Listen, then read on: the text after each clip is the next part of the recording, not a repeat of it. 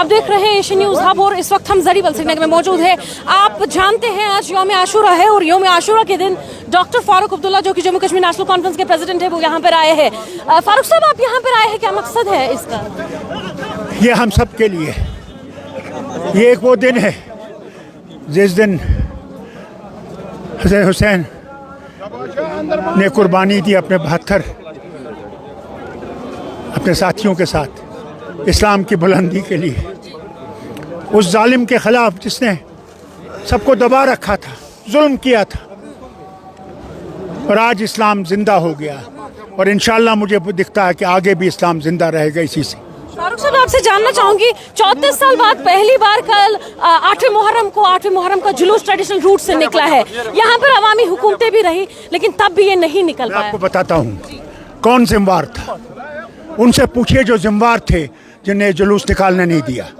4 साल से ये हुकूमत या 5 साल से ये हुकूमत है, क्यों नहीं निकाला पहले? पूछिए उनसे। आज क्या वजह थी कि आज इजाज़त दी, क्यों?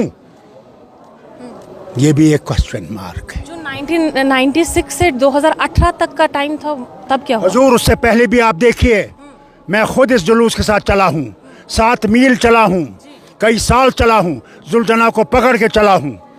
आज मैं अगर जिंदा हूँ उससे जुलूस को पकड़ के मैं जो चल रहा हूँ वो उसकी मेहरबानी है। फिर क्या हुआ? आप किनको जिम्मेदार समझते हैं डॉक्टर साहब?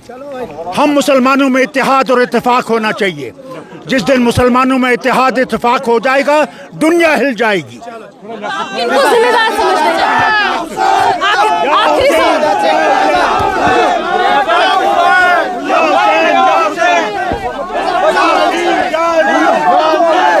तो हमने डॉक्टर फारूक अब्दुल्ला से बात की, जम्मू कश्मीर नेशनल कॉन्फ्रेंस के प्रेसिडेंट है। तो इन्होंने कहा कि ये उनसे पूछिए कौन जिम्मेदार है जो ये जल्द से जुलूस यहाँ पर मुनाकद नहीं किए जाते हैं। और उसके अलावा इन्होंने या हुसैन लब्बैक या हुसैन के भी नारे लगाए हैं। इस वीडियो में उन्होंने क्या कुछ बोला है आप देखिएगा। एशियन न्यूज़ हब के लिए जरीबल से फजा साहब।